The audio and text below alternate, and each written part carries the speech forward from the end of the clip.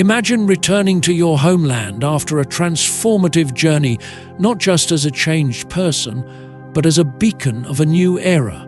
This is the story of Swami Vivekananda, whose voyage back to India was not just a physical return, but a profound moment of spiritual reflection and revelation.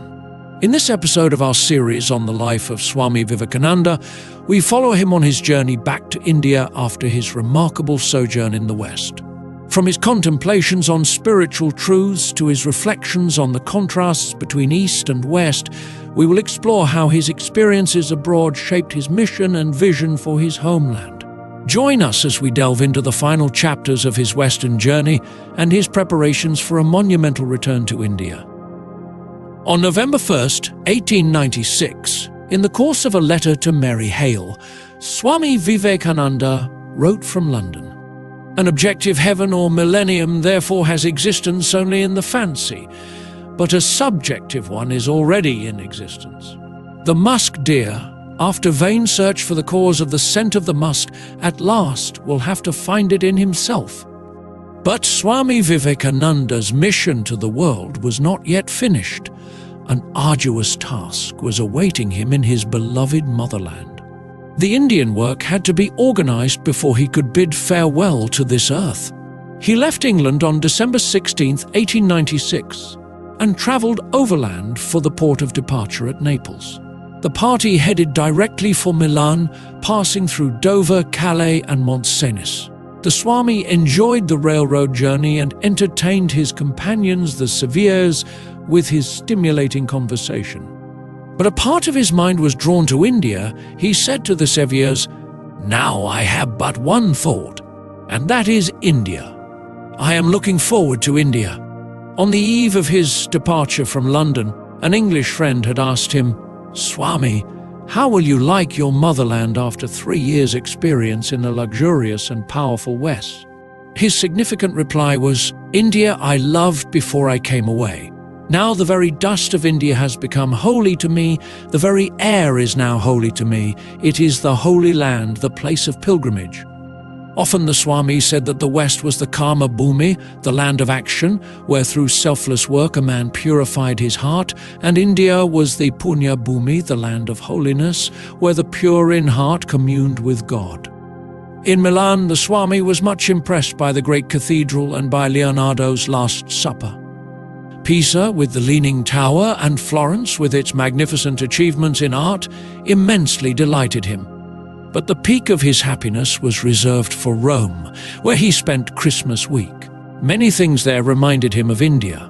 The tonsure of the priests, the incense, the music, the various ceremonies of the Catholic Church, and the Holy Sacrament. The last of these recalling to his mind the prasada of the Hindu temples, the food partaken of by devotees after it has been offered to God. When asked by a lady companion about the church ritual, the Swami said, "If you love the personal God, then give him your best: incense, flowers, fruit, and silk." But he was a little bewildered by the imposing high mass at St. Peter's on Christmas Day and whispered to the Seviers, "Why all this pageantry and ostentatious show? Can it be possible that the church, which loves such a display of pomp and ceremonies, is the true follower of the humble Jesus, who had nowhere to lay his head?" He could never forget that Christ was a sannyasin, a world-renouncing monk, and that the essence of his teachings was renunciation and detachment. He enjoyed his visit to the catacombs, associated with the memories of early Christian martyrs and saints.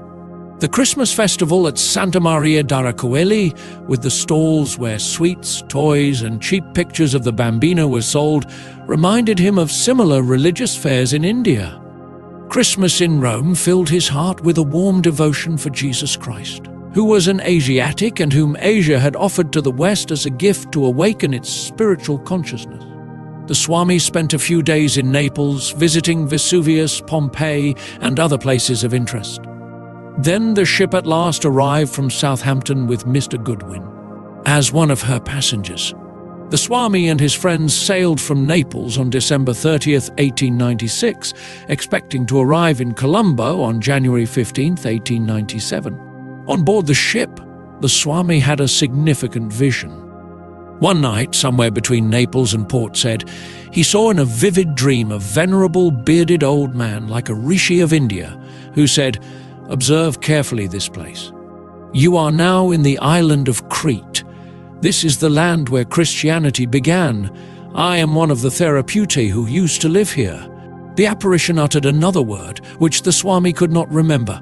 It might have been Essene, a sect to which John the Baptist belonged.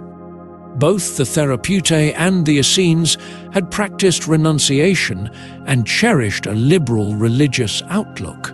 According to some scholars, the word Therapeutai may be derived from the Buddhist word Staviraputra or Theraputa, meaning the sons or disciples of the Theras or elders, the superiors among the Buddhist monks. The word Essene may have some relation with Isiana, meaning the path of the Lord, a well-known sect of Buddhist monks. It is now admitted that the Buddhists at an early time had monasteries in Asia Minor, Egypt, and generally along the eastern part of the Mediterranean. The old man in the dream concluded his statement by saying, "The truths and ideas preached by us were presented as the teachings of Jesus. But Jesus the person was never born. Various proofs attesting this fact will be brought to light when this place is dug up." At that moment it was midnight. The Swami awoke and asked a sailor where the ship was. He was told that it was 50 miles off Crete. The Swami was startled at this singular coincidence.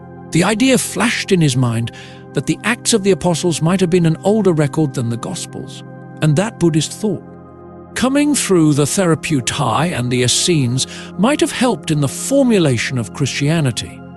The person of Christ might be a later addition. He knew that Alexandria had been a meeting place of Indian and Egyptian thought. Later, when the old sites in Crete were excavated, evidence was found connecting early Christianity with foreign sources.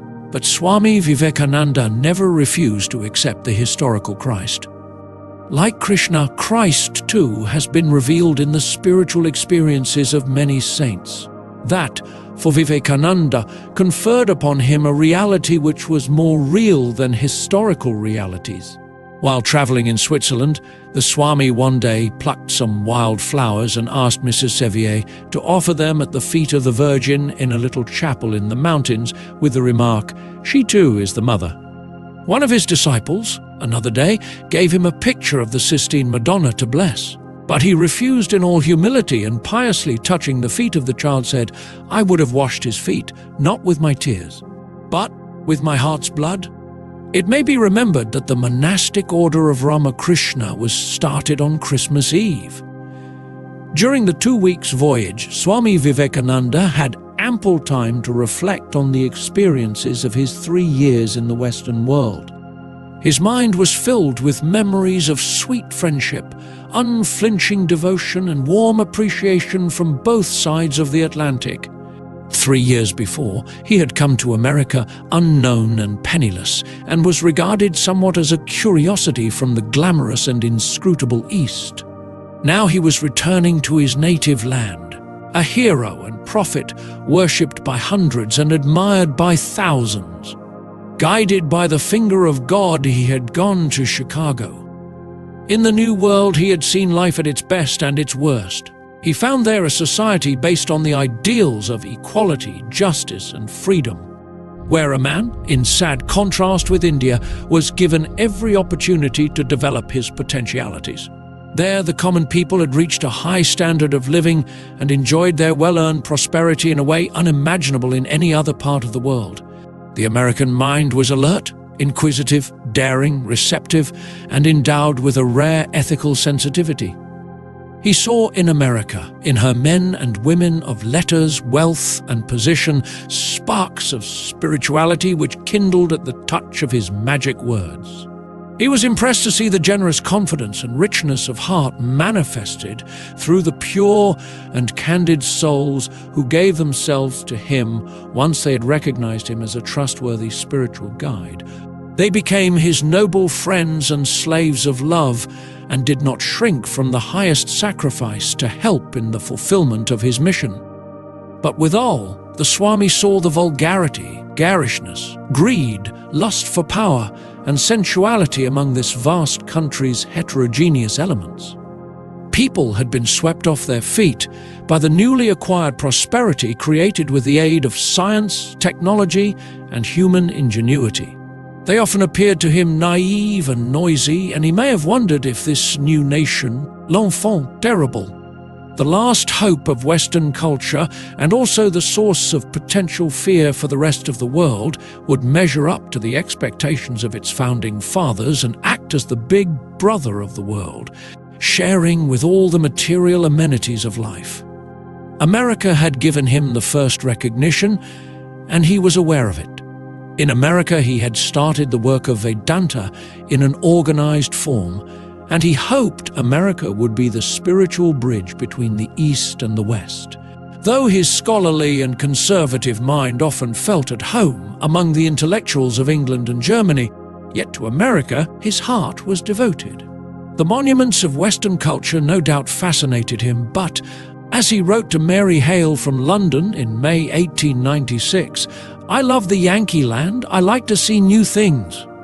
I do not care a fig to loaf about old ruins and mope a life out about old histories and keep sighing about the ancients. I have too much vigor in my blood for that. In America is the place, the people, the opportunity for everything new. I have become horribly radical." In that same letter he wrote too that he wished he could infuse some of the American spirit into India, into that awful mass of conservative jellyfish, and then throw overboard all old associations and start a new thing, entirely new, simple, strong, new and fresh as the firstborn baby. Throw all of the past overboard and begin anew. Swami Vivekananda bestowed equally high praise upon the Englishman. He felt that in a sense his work in England was more satisfactory than his work in America. There he transformed the life of individuals. Goodwin and Margaret Noble embraced his cause as their own, and the Seviers accompanied him to India, deserting Europe and all their past to follow him. But what of Swami Vivekananda's early dream of gathering from America the material treasures to remedy the sufferings of the Indian masses and raise their standard of living? He had come to America to obtain, in exchange for India's spiritual wealth, the needed monetary help and scientific and technological knowledge to rebuild the physical health of his own people. Though on his return, he did not take with him American scientists and technologists, or carry in his pocket gold and silver from the New World. Yet he had left behind a vast storehouse of goodwill and respect for India. He had been India's first spiritual ambassador to America, India's herald, who, remembering the dignity of the royal land whence he had come, had spoken in her name and delivered her message with appropriate dignity. The full effect of this contact will be known only in years to come, but a beginning can be seen even now. Half a century after Swami Vivekananda's visit to America, India gained her freedom from British rule. When she thus obtained facilities to arrange her national affairs in her own way, India sent thousands of students to the New World to acquire advanced knowledge in the physical sciences and technology. Further, American money is now being spent to improve the material condition of the Indian masses. Thus it appears that after all, Swami Vivekananda was not a mere visionary, but had insight into the shape of things to come. The immediate task before him, the Swami felt, was to work for India's regeneration from within the country itself.